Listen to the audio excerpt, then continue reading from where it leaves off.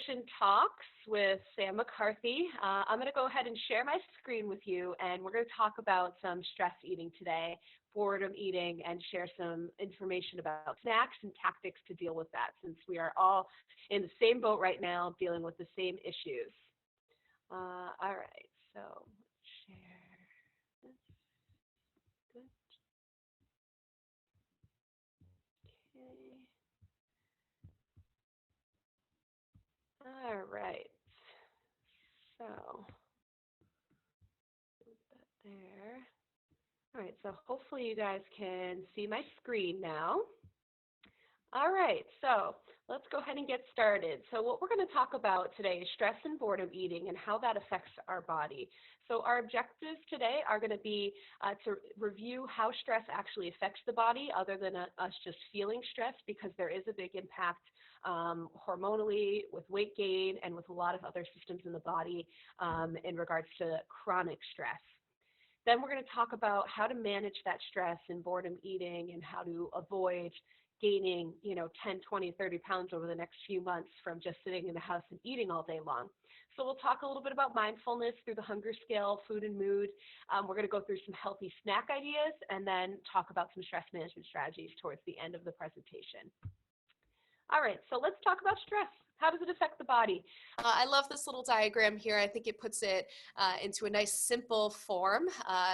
The stress response in the body is certainly not simple, but this makes it a little bit easier to follow. There's two different types of stress that we're going to experience in our lives. There's the short-term stress response, and there's also the long-term, which would be more of the chronic stress that we deal with on a daily basis. Now, the short-term stress response, this could be a very positive type of stress response, such as an adrenaline rush, like skiing down a slope, going down a roller coaster, something like that. So this is a stress response that is very natural for the body. It's something that we've been hardwired with for centuries, really. And this is an okay kind of stress. But there are some things that happen in the body that are important to note when we do have that short-term type of stress. So first, it comes from the brain. That's where we receive the information about stress, and then it travels through the body to eventually secrete the hormones, adrenaline, norepinephrine, and epinephrine, things like that. So these are like your flight and fight response hormones. So what this results in is going to be a rise in your blood sugar levels, because blood sugar is what's going to give us energy. And what our body is really trying to do under stress is to give us energy to flee. Say if an animal is chasing us or we're in danger and we need to run and do something very physical, that's what the response is in the body. Is it's typically going to have responses that are going to help us to run from that danger. So a rise in blood sugar levels, so we have energy. It's going to raise your blood pressure, so we have more blood flow. It's going to really go into faster breathing. So just like if you're exercising, you're going to have more of that breathing, a faster metabolism to get nutrients to your muscles that are working. It's going to have increased attention, so you're really going to be at the top of your game with this short-term stress. And then also slows your digestion and can lower your kidney function. And a lot of your major organs are not going to function at their highest capacity when we're under stress, because your body is really just taking all the energy from those central organs and bringing it out to your muscles and your brain to work at their best. That's the typical short-term stress response. So this could be getting stuck in traffic, being late for an appointment, something stressful at work that is just a temporary short-term type of a stressor. And then we have the chronic stress, which is what a lot of us are dealing with right now. This would be more financial stress issues, job issues, being stressed about your health and the coronavirus. So these are more chronic stressors that affect us day to day to day. They don't really go away. A similar response happens. It starts in the brain, and then eventually it goes down through your body. And with these long-term stressors, this is where we have the release of cortisol, which is a hormone that maybe some of you are familiar with. Now, cortisol, what the results of this type of long-term stress response, and also the cortisol, is going to be higher blood volume, higher blood pressure, which is why blood pressure is linked to high stress, processing of proteins and fat to make them into glucose, which can then lead to higher blood sugar levels, which you can also imagine is going to lead to more incidence of diabetes eventually. Immunosuppression, which basically just means a decreased immunity. Cardiovascular diseases, lower production of sex hormones, and also can eventually lead to kidney failure. You know, that short-term stress response is a lower kidney function. If it gets really bad, it could eventually lead to kidney failure. So in short, this is what happens in our body when we're under stress. So a lot of things are going on that are going to affect our weight, going to affect our health, many, many different things. Particularly when we're talking in regards to weight nutrition. Chronic stress can lead to weight gain, as many of you know. And this is the kind of weight that usually is not ideal. It's usually the fat that goes right around the midsection. That's part of cortisol's role in the body. So higher stress leads to higher cortisol. This increases your hunger and your cravings. So you're going to want more of the foods, and you're also going to be craving a lot of the more comfort foods, whatever that is for you, whether it's sweets or, you know, high fat products. It slows down our metabolism. So therefore we're more likely to have fat storage and then eventually weight gain. So this chronic stress, not only is it affecting your blood pressure, but it's also affecting your weight. So what do we do about this? Oh, and then of course there's boredom eating. So we're trying to avoid this as well for many of you that are not as busy or are out of work right now. There's just the boredom eating to fill the time because there's not much else to do, watching a lot of TV, sitting on the couch. So what can we do to manage this stress and boredom and emotional eating that's going on? One thing I talk about very often with my clients is the hunger scale. This is something we've gotten away from paying attention to. It sounds very basic and intuitive, but in the diet culture that we live in, we have gotten away from listening to the cues in our body and listening to whether we're truly hungry or not. You know, we really just kind of eat to eat, or we eat because it tastes good, or we eat because it's lunchtime. We don't always eat because we're hungry, or listen to when we are full. We just kind of keep eating until maybe we finish our plate, or until it's commercial break and you realize you've eaten the whole bag of potato chips or whatever is happening. So the hunger scale is really important. This is something I've been practicing on my own as well. If you're stuck at home all day, which we all are, it's easy. We have access 24/7 to food. So it's easy to just go into the pantry or the refrigerator and grab something very quickly. So paying attention to hunger is going to be key. So think about this. When you look at this scale from 1 to 10, where should you be prior to a meal or a snack or an eating event? Really, you should be probably right around a 3, not any lower. Where should you be at the end of the meal? You should be a 6. So most of the time, we're living in that 3 to 6 world. We're not living at 10, or we're not living at 1. When we get to the point of 1, that's when things can get really hairy. Because if you've ever been at that ravenous, very hungry state, you know that anything goes, and you're going to overeat because you're so hungry. You're going to eat fast, and you're not going to notice your hunger signals. And then, of course, when it comes to thinking towards the end of the meal where you should be, we want to avoid that 9 and 10 area. That would be more like that Thanksgiving meal where you ate so much you feel sick, or can't even fit into your pants anymore, but that's not something we want to be doing on a regular basis. Really, it should be 3 to 6. So ask yourself before you're going to grab a snack or a meal, where do you rate? Are you between that 3 and the 6? Or are you just really bored? Are you just really stressed? If you are, then try to back away and do something different to distract yourself. And we'll talk a little bit more about that in a minute. Also want to ask yourself, how do you want to feel throughout the day? Again, part of diet culture has created this very emotional connection to food. And being at home and stress eating, emotional eating, and boredom eating can lead to a lot of regretful eating, as I call it. Regretful eating would be something where you're eating because you're not hungry, or you're binge eating at the end of the night or throughout the day. And this could be any type of food. It could be a whole bag of peanuts, or it could be a whole bag of potato chips, or a whole carton of ice cream. It's really just more that overeating that eventually you're going to regret. So I always walk a lot of my clients through this chart, which relates food and mood. And just to think about it a little bit more, again, it's like the hunger scale. It seems pretty basic and intuitive, but we have gotten away from really listening to our body and how we respond to food. We really just follow a meal plan or a diet or something like that, and we don't think about how our body's actually responding. So I want you to do that if you're really struggling with this stress and boredom eating, is think about how do you want to feel either throughout the day or after that eating event. Do you want to feel like the left side of this page with that regretful eating?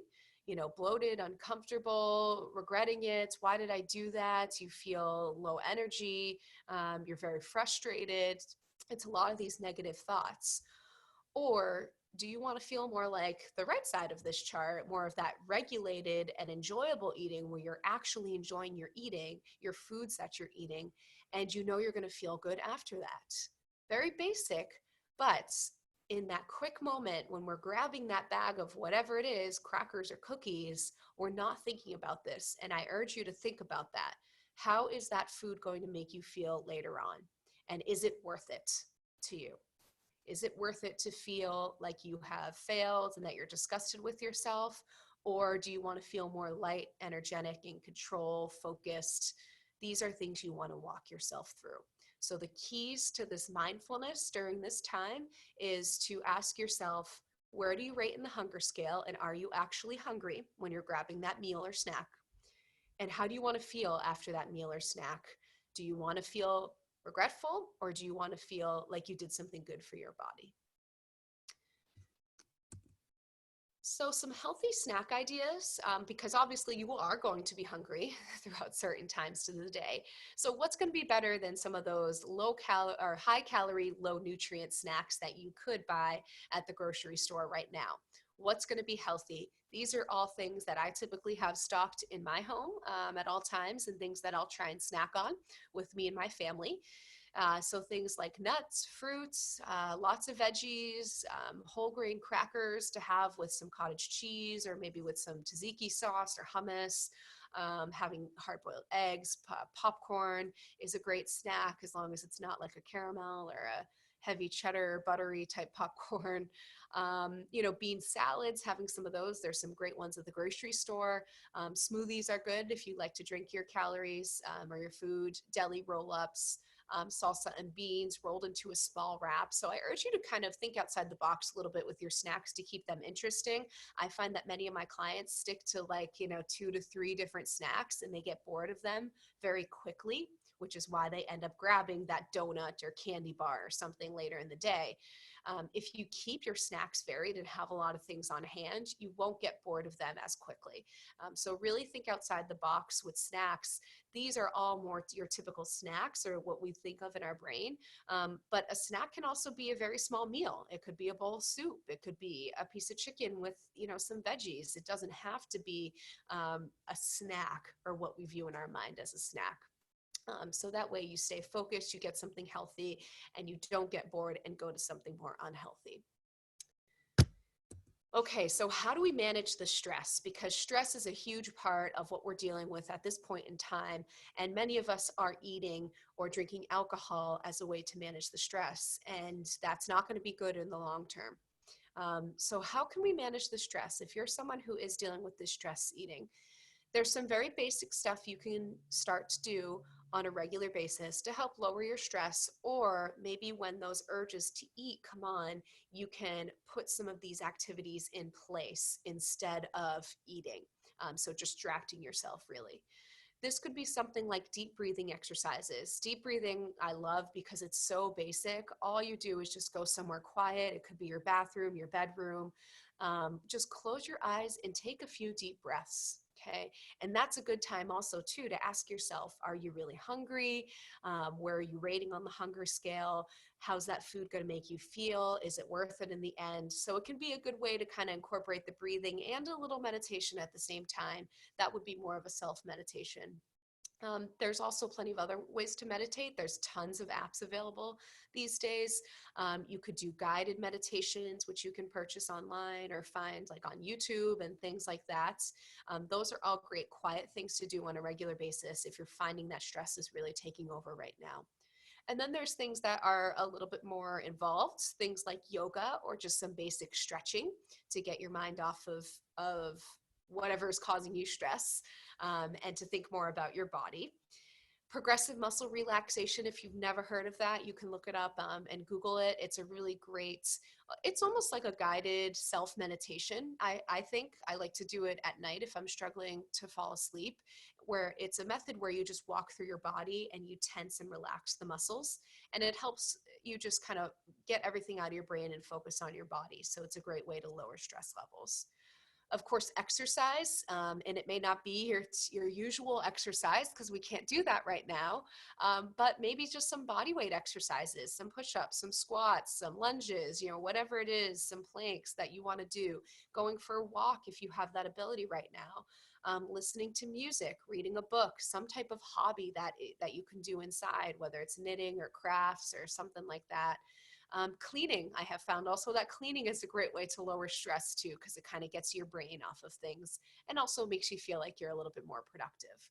So trying to manage the stress by getting your mind off of everything that's going on in the world right now can be very helpful to help you lower your total stress in your body right now and also help decrease the stress eating that's occurring. Some additional tips that I have for you is to be as social as possible. Right now, it's going to be phone calls or virtual meetups. That's me and my family in that picture there. We had a virtual happy hour or so through Zoom last weekend, which was really nice to see all of them. They're all on the West Coast, so I can't see them right now. But it just makes you feel good to do stuff like that. So start to organize that with some of your friends. It brings some normalcy in. It's going to bring smiles to your face. And it's going to make you feel a lot better overall. Practice gratitude daily. This is going to significantly lower your stress if you really just focus on what you have right now. This is something I really try to do, where I'm just super happy I have my little one with me to keep me busy and smiling all day long, and also happy that everybody in our family is healthy right now. So little things like that can really make a big difference when it comes to stress. Distracting yourself in some way instead of just sitting on the couch watching the news or watching Netflix all day long, that's not going to do a lot for your stress. So really try to distract yourself by doing some projects around the house. Get outside as much as you possibly can, whether even if it's just sitting on your deck. If you don't want to travel much further than that, just sit out on your deck, sit out on your driveway, get some sunshine on the days that it is nice, not today, of course. Keep a routine. I find that that's very helpful, even just outside of what's going on right now, but having that routine now when we're all stuck at home can just help bring a little bit of normalcy from day to day. Drink plenty of water, because water can also, or dehydration, I should say, can also cause hunger. So if you're feeling like you want a snack or something, just try to drink a little bit of water and see if that helps with that. And then limit exposure to stress triggers. That could be the news for you right now. It could be, playing on your phone and going on Facebook and social media, that's all stressing you out. So if that is the case, then try to limit that as much as you possibly can so you're not increasing your stress. It's very easy to have a lot of anxiety right now, and that's all going to lead to higher stress, more eating, maybe more alcohol. So we want to make sure that we are trying to control that as best as possible. It's a tough time right now. You want to do the best you can. It's not going to be perfect, and that's okay. It's never going to be perfect. So just take it day to day and just practice that gratitude and be happy with what you currently have. All right, so I will now open it up for questions. So I'm going to stop sharing my screen so I can see you guys want to come off your mutes. You can open up your videos, and if you have any questions, just let me know. Comments, even if you just wanted to say hi and socialize with everybody, feel free. If not, thanks for coming, guys.